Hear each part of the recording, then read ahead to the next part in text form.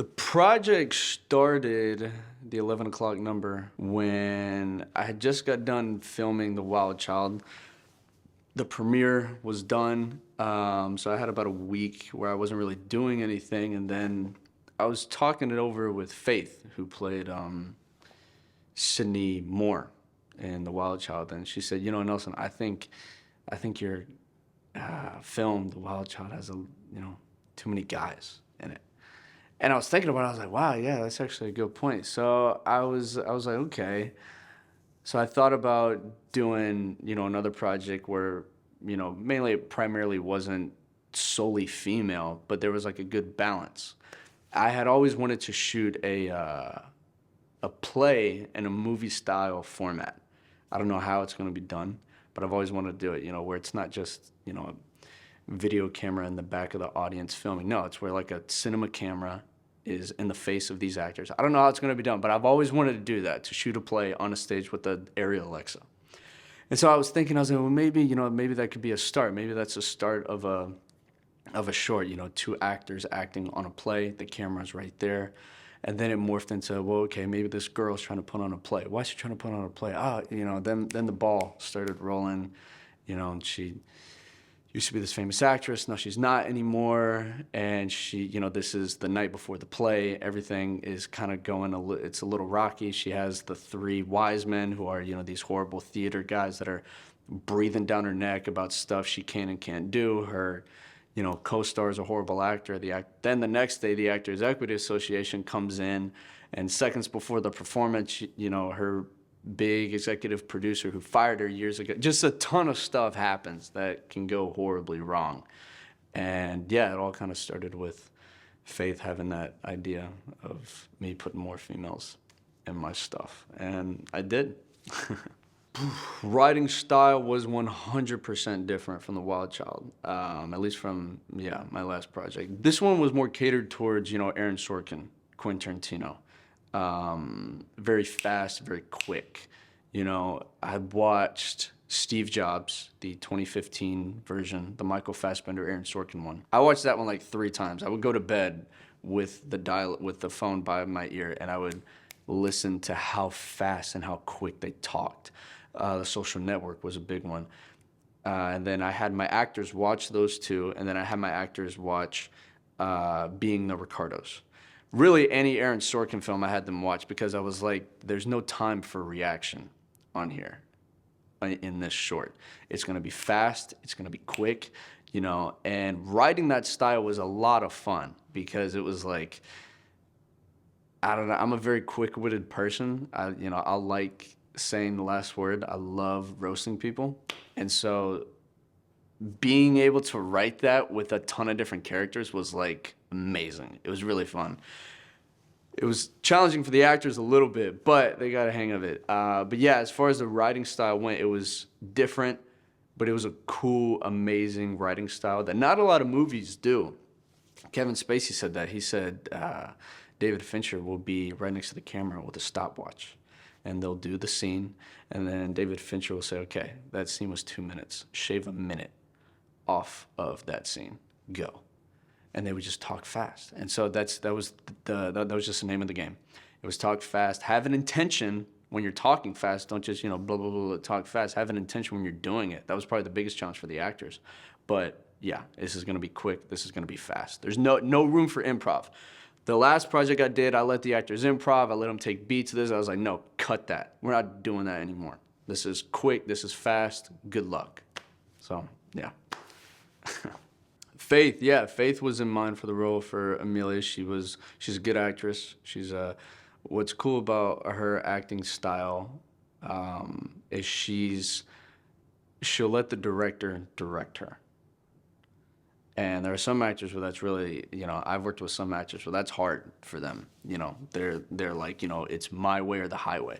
It's like, no, it's a collaborative kind of thing. And Faith is like that a lot. She'll do anything and everything I tell her. And then when I ask her to have some input, she'll have input, and which is great. So yeah, she was definitely the number one priority, number one, actress in mind. She had an idea for it, for the story, and she fit the role. And yeah, she was number one. Reconnecting with a lot of the actors from the last feature was amazing, actually. They knew kind of how I worked. They knew the style of everything. You know, we were friends before.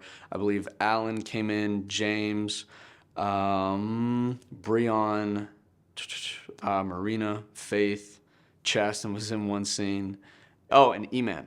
Yeah, E-Man was in there. E-Man was amazing. Pichacarrón. It was so great, the Wild Child. It was cool to see his transition from that to, you know, being a play director. It was fun. You know, a couple people, friends of mine were like, yo, that's kind of like lazy, like find new actors. And I was like, I don't want to find new actors. Why would I do that? You know, I have a good thing going with these actors that I know.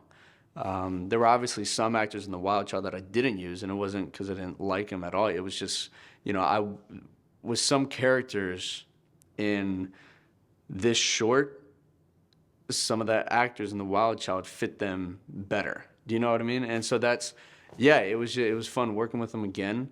It created a stronger, better, amazing relationship. James was fun. James Gregory, let's see, with James, I didn't mean to cast him at first. The only people I wanted to keep it a small group from the Wild Child, so really only like 3 or 4 people from the Wild Child. But then James came in because one actor bailed last second. 2 days before we were gonna shoot the scene with the 3 wise men, the actor bailed. And I knew James is about it. James will 100% drop everything for me, which I love. I'm forever indebted to James. So I called him up. I said, James, we're filming Thursday. Can you rehearse Wednesday? You know, and he was like, yeah, I'll be there. Boom. And that was it. He was probably the only one from The Wild Child that got that call. The other actors, I was like, hey, why don't you go ahead and look at the script. Let me know what you think. And if you want it, come in and read for it. And if you don't, then no hard feelings. James was the only one that was like, hey, this is, you know, here's the scene, here's the script. Can you make it? He said, yep. And we started shooting. So yeah, having him is amazing. Yeah, my parents really, they really like him a lot. When it came to the writing and the actors, you know, getting a hang of it all, it's tough. It is, because that's not how you're taught to read a script. You know, as an actor, you're taught, okay, you know, who am I as a character? You're taught to take beats. Who am I talking to? You know, what's my intention? What's my obstacle? Which I had my actors do that here, but there was no room for beats. That was the biggest thing. I would tell them. I would say, don't take a beat there. Don't take a breath. It's fast. It's quick. Lose that. You know, be quick with it. And so when one of the actors got it, then the other actor would get it. The difficult part was probably when I would have to direct 4 actors in the rehearsal room, because some of them wouldn't get it and they weren't having it. They were having, like, a character would tell them something and they would take a moment and then say their line. And I'm like, no, I'm not getting a reaction. I'm not going to get a reaction from you. Like, if you do a reaction, I'm going to cut it. This is no room for a beat or reaction. And so it was tough at first, but they did eventually get it. Yeah. I almost cut this project 100%. It was about 5 days in. So I wrote it. It took me about 2 weeks, 2.5 weeks to write. I casted the actors. And the first actor that I was working with was Faith. And she wasn't getting it. She wasn't, you know. She was saying the lines quick, but it didn't come out naturally. That was the thing. You can say anything you want fast, but if it's not coming out naturally, the audience is going to see right through you. And then you might as well just throw it all out the window. You might as well not even film it, you know? So at first, she was taking a little bit to get there. So it was about 2-3 days into rehearsals, and she still hadn't got to the level that I wanted her to get at, you know? And by the 4th day, I was like, okay, this is it. If she doesn't get it, I'm going to tell her something. And if she doesn't get it after that, then I can't do that. I'm not going to do this project. Like, you know, that's it. By the 5th day, she would, and I remember what it was. We were rehearsing the 3 wise men in her when Alan says, you know, a sold out theater for the next 30 days. That was our agreement. You know, he says that, right? When we rehearsed that scene, that was probably our 2nd time rehearsing. She got it. She understood. You know, it just flowed natural. And it was such an amazing thing to watch. And when she got it, then Alan got it. And then James got it. Then Breon got it. And then by 30 minutes, they were all, it was like Aaron Sorkin was directing them and everything. It was like I wasn't even there. And it was amazing. It was beautiful. But yeah, I almost did cut it. I'm telling you, if that rehearsal wouldn't have gone so good, then we would not be here. Cheston, we would not be here. So with you have two types of directors. You have directors that focus on the cinematography, so the picture, the quality, and then the directors that focus on the acting. Directors that focus on cinematography don't really focus on the acting. Directors that focus on the acting don't really focus on the cinematography. You gotta have a good balance of both. I would say I had a great balance of both. I'm being serious. I'm not trying to say that in a prideful way. It was very level-headed. When it came to the lenses, to the quality of the camera, to the lighting, to the dolly. This was a dolly, so this was a big thing for me and Chaston, especially Chaston, my AD. He AD'd on this, and, he was pushing that thing like no tomorrow, and I felt horrible making him do it. But when it came to getting those shots, and so, yeah, I focused on both 100%, and it was a complete game changer. And because I'll see short films and the acting will be great, but I'm like, dude, you look like you filmed this on your iPhone. And they'll say, no, I filmed it on a $20,000 camera. I'm like, yeah, but it looks like crap, bro. Like, what was your DP doing? What was going on? And so that's why I really focus, especially with, the quality of it. I would go on, I would look at movies and I would look at shotdeck.com and I would focus on how they got the lighting. Every time I was watching movies, I was focused, where did they put the light? Where's the light coming from? Does it come from the side of the face, top of the face, the back? Yeah, it was, but what was nice was I didn't think about that in rehearsal. In rehearsals, I thought solely about the acting. Then when we got to film, I didn't really have to think as much on the acting. I focused on the acting as well, but I didn't have to think about it so that way I could focus on the cinematography. And then it made, a beautiful short picture. So yeah, I focused on both. Yeah. Lighting crew was amazing. It was about 100 people. No, I'm just playing. It was a man by the name of Chaston. Chaston Sage was my AD, my PA, my gaffer, my best boy. He did amazing. Now I'm saying he did a great job, but I didn't just put the weight on him. We both had a lot of great, amazing headaches throughout this whole time. But no, it was really just Chaston. I would tell him what I was thinking, and then he would know. By day like 3, Chaston was able to know. Is when I told him I'm thinking of this, thinking of that, thinking of that. He knew the light. He knew what light to use. He knew what C-stand to use. He knew how to angle it. And if he didn't know, I would just tell him. And we had such a really great connection, and we actually made a great system with the equipment that we had and the crew that we had. So it was a one-man crew. Well, 2-man crew, but when it came to lighting, it was really just Chaston. So it goes to prove you don't need a $200 million budget. The Batcave. I am Batman. That was a lot of fun. Filming in that space was really cool. We set up one light. That was about it. I let the actresses do their thing, and what's funny, we rehearsed 4 hours before shooting. I wanted to rehearse the day before, but they couldn't. We shot it on a Sunday. And we rehearsed, 3 hours before shooting. The girls did amazing. GT, our sound guy, he did awesome. But shooting in that was really, really euphoric because it was like, wow, like in 2007, 2006, it's like Christian Bale, Christopher Nolan, they were here. Michael Caine, it was a very cool moment. It was really wide, really, wide open area. Almost felt like you were alone. But then I looked out at the actors, I looked at Chaston, looked at GT, and we were all one big happy family there, And yeah, it felt pretty amazing. Madison was incredible. She was just coming out of a movie that she's filming on for Hulu. So that was really cool, So she had been around the block. She knew kind of what to do. She knew the aspect of the scene. I had asked her to audition, but when I do auditions, I FaceTime them and I read through with them, or I have them come to the studio and they meet in person and we just go over the scene. She knew immediately how to do it. Immediately. She was one of the very few actors that got the tone and got the pace. She was quick, she was fast, she was witty right from the audition. She did her little monologue, and after she did her monologue, I said, "Great, you're cast," you know. And she's so sweet. She's very humble. I thanked her so much because she didn't have to do it. I mean, she's filming a Hulu show. You know, she's about to get paid bang. And so she was really amazing. She was really fun to work with.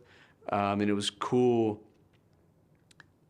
watching her take notes, even though she could have done whatever she wanted because of, because of her credits, And so that was really sweet. It was really cool to see see that in her. But yeah, it was fun. She was one of the very few actors that it was my first time working with her.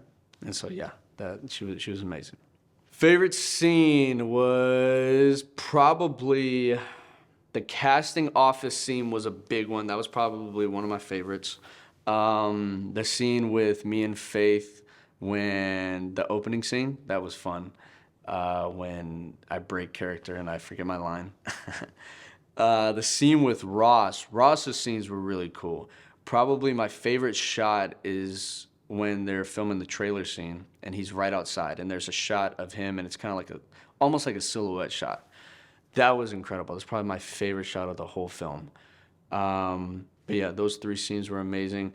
Last one, the suicide scene. That was so much fun.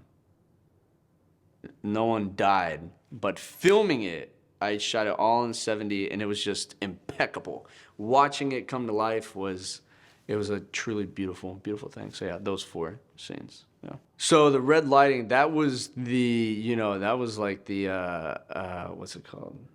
Eyes Wide Shut. I call that my Eyes Wide Shut scene. Once I filmed that, I would look at Chas and I was like, yo, we gotta remake Eyes Wide Shut and we gotta film it here.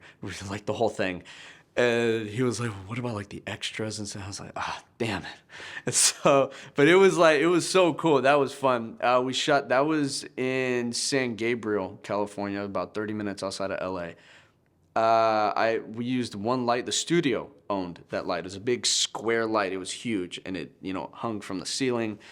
I wanted to do red because that scene is basically a talk that you have with your ex months or even years after you guys break up. So it's not really fun. It's not really a fun conversation, and it's dark. Some feelings hopefully don't come back to life when you're talking with that person. But it's, there's a little bit of, that red can mean, evil. It can mean love. It can mean hate. It can mean, glory. It can mean a lot of different things, but I did that. I knew that it was gonna be red from the beginning because you tend to be, when you see a bunch of red lighting, it's off-putting. And so, yeah, I knew it was gonna be that right from the get-go. Time jumping came from the one and only, Chris Nolan. Watching Interstellar, reading it, watching Inception, debating on reading it, watching Tenet, any number of his films, he time jumps all the time. And it's cool in interviews when he talks about time jumping, especially in Tenet, because he's not only does he sound smart, he is smart, but seeing him and watching him talk about it, I was like, man, it would be cool to do a short where the audience has to figure out, okay, this scene happened years or months before this scene. Okay, got it.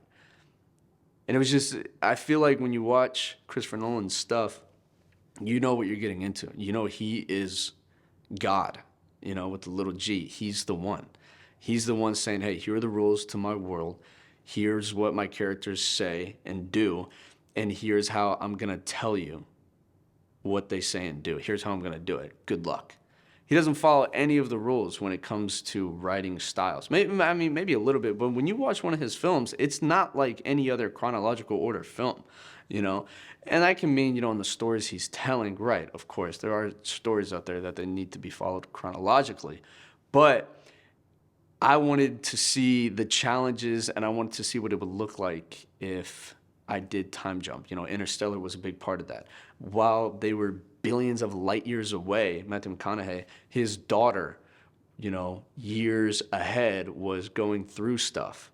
You know what I mean? So that time, even though it was happening at the same time, he made it like that. I don't know. Does that make sense? And then it was just watching that. I was like, you know what? Let me try and accomplish something like that. So he was really the big inspiration. Christopher Nolan, yeah, Interstellar. Editing was so much fun. It was so much fun. I knew I was so prepared in rehearsals, and I was really prepared with the cinematography, and I knew what I wanted, that when it came to editing, it was just easy. The hardest, most annoying parts was syncing up the audio with the, you know, clips. I don't have an assistant editor for that. That was probably the most annoyingest part. But I knew right as I filmed it, I knew editing. I was like, oh yeah, this goes here, that goes there, that goes there, that goes there. It just flowed, and it helped that, you know, I stuck to the script. The actors did. There was no room for improv, and I knew what I wanted, you know. And I had known what I wanted in my other stuff, but with this one, it was more so of a, like, it just all flowed together, you know. And so, which made editing amazing. It didn't really make editing a headache. Faith, directing her. Nah. We had our moments here and there. But we always had trust. We always had trust. She trusted me that I was gonna, you know, lead her to the promised land, and I trusted her that she was gonna follow my direction.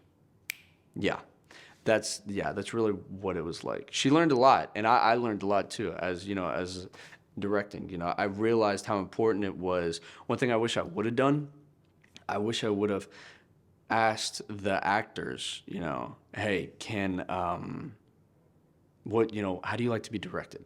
Do you like to be told straight up how it is? Or do you like talking about the backstory of the character and then be given a note?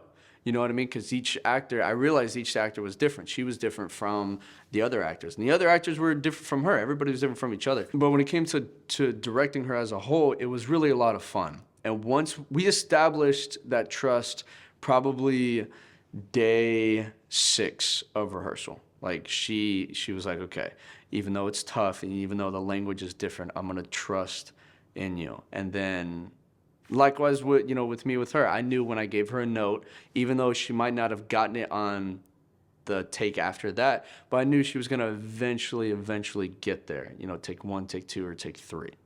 And it was cool watching her and letting her figure it out. Sometimes you got to do that as an actor. It's like, look, these actors, they're adults. They've been through life. Even if they're young and in their 20s, they're smart. You know, you can't talk down to an actor. You give them a note.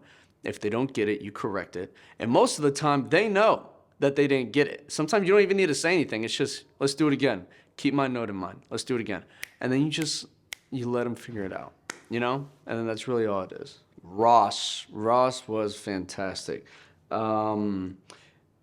He's one of those very few actors that he can understand what's on the page and just do.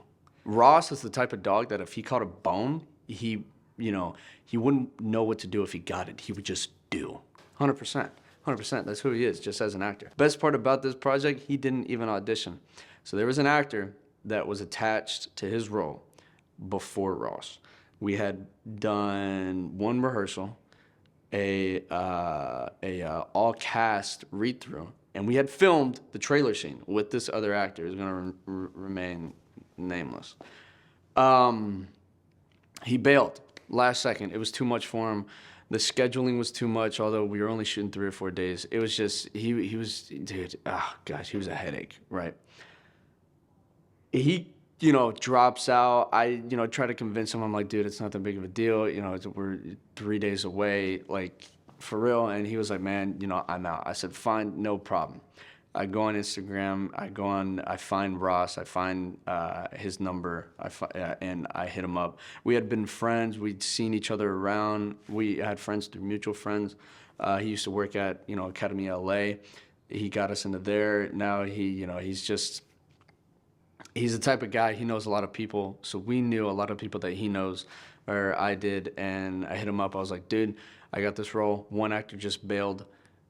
Can you do it? These are the days that we film. He said 100%. And that was it. That was the best decision. I'm so happy that that actor quit, because it wouldn't have been as fun and wouldn't have been as great of a turnout if that actor stayed. So yeah, all in the hands of God. Suicide scene was great. So we filmed on like in a big apartment building, actually where they filmed another scene from Batman. It was cool. It was a little scary. You know, I was, you know, me and Chasten were both really cautious, making sure Faith didn't jump. We were a little afraid and thought we were gonna have to tie a rope around her. Yeah, she'd been through a lot. But shooting that was fun. I kept it on the 70 millimeter the whole time. It was my first time shooting one scene in a 70 millimeter. So it was cool. Like, I figured out a lot about the length and how far away a subject looked. And it's cool when you have a 70 millimeter, a subject can look so far away, but it still looks cinematic on that 70 millimeter. And it's amazing. It's so cool. We filmed all the scenes up top. Took us about an hour. The sun was perfect. The sky was perfect. I used the Interstellar LUT. Her dress was amazing. Faith had bought that dress 2 hours before. The wind really picked up in her hair. And then I went all the way down. We were 4 stories, 5 stories high. Went all the way down and went to the parking lot, and I got in a certain angle position to where I can get the whole spec of the building. And I got this really amazing van that was in the middle of the shot, which was what is, but it was cool. I wanted to blow that thing up. And it was fun. It was cool watching her. It was cool her rolling with the punches. Her stomach was feeling really weak, but she did it, and it was probably one of my favorite scenes to shoot. And it was probably one of my favorite scenes to edit. I did all slow motion, no audio, didn't have to hire an audio guy. Chasten got to take the day off from lighting, and it was really just me and Faith, you know, doing what we do best. So, yeah, that was a fun scene. Bro, the final shot, oh my gosh, such a beautiful art. When the audience looks at it, it's normal, you know. But let me take you to 6 a.m. on that day. I'm gonna take you through the whole day. No, I won't do that. That scene. So we arrived there at 8 p.m. and the sun's about to go down. I'm rehearsing with the actors, and the sun goes down. I throw in the Once Upon a Time in Hollywood indoor LUT on there. Outside, it's pitch black. And it's, you know, I turned some of the house lights on just to see what it would look like, and you can't see jack. And I'm like, oh, snap. So what I did was I had Chasten grab the 150C light and then the tube light. And I was like, you know what, Chasten, we're just going to light up areas. Use what Roger Deakins says. We're going to light up areas. So we grabbed those lights. I grabbed the tube light. I put it behind the couch. I grabbed the 150C and I put it behind a wall where the wall is here and Ross enters in. I put the light behind the wall. And as they're sitting down in the background, it's just pitch black. But Roger Deakins, light up areas. So I said, Chasten, grab the 200C.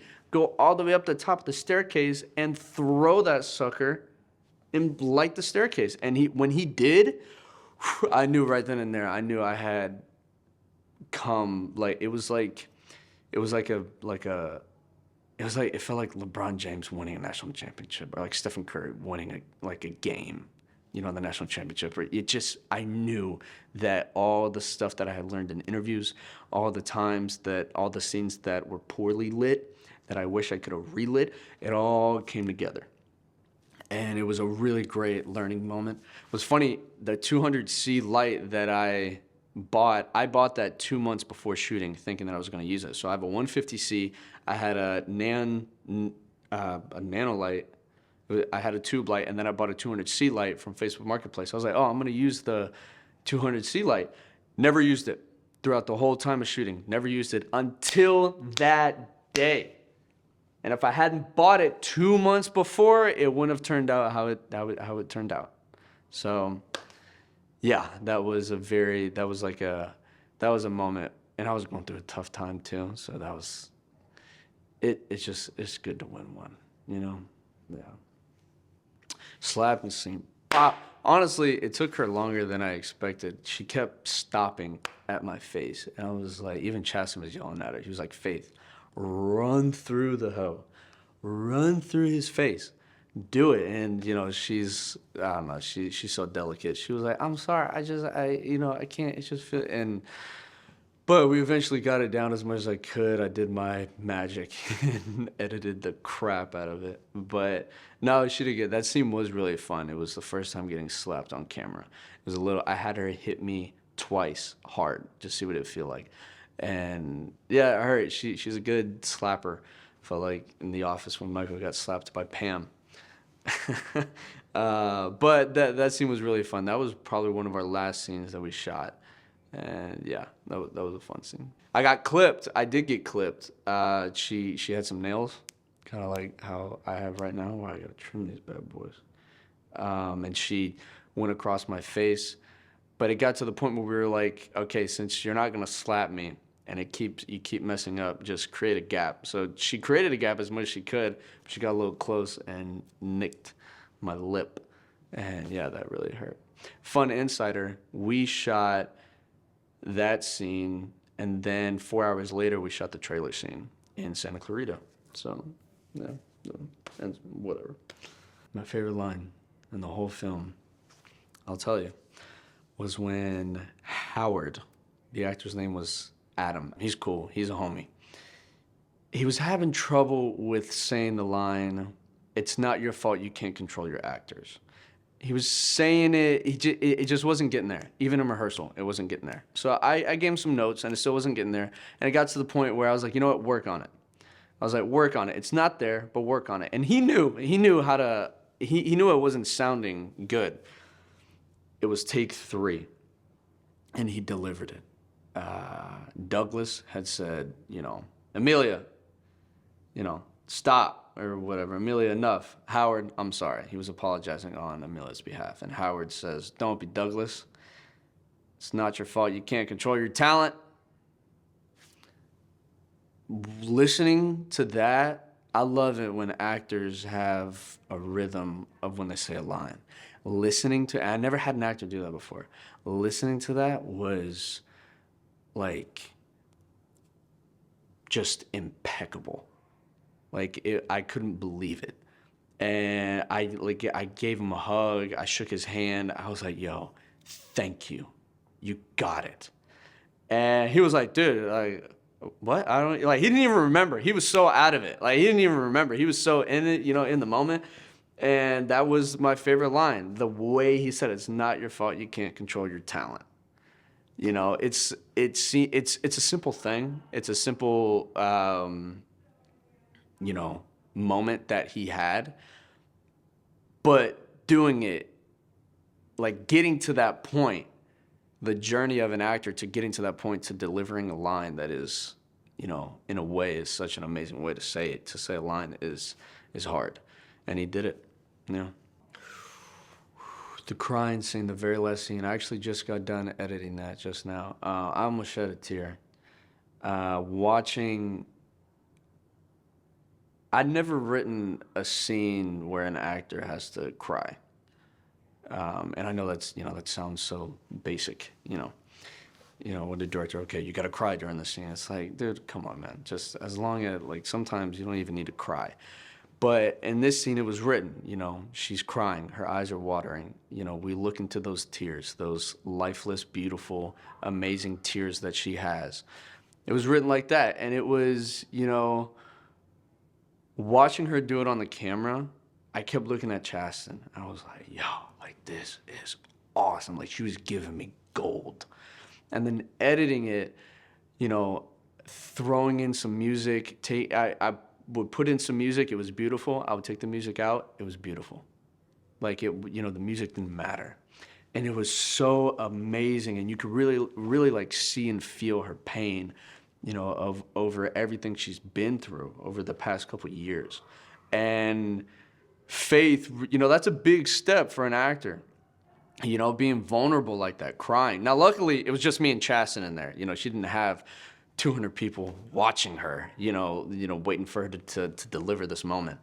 But stepping into that area is a very, it's a vulnerable moment. And she did. And she used no drugs, no alcohol, no tear stick. She didn't use anything. She did what she was supposed to do. She used her life. She used, her past life, her present life, probably even her future life, and put it in the character and delivered this amazing, just heart wrenching but heartwarming performance because it all paid off in the end.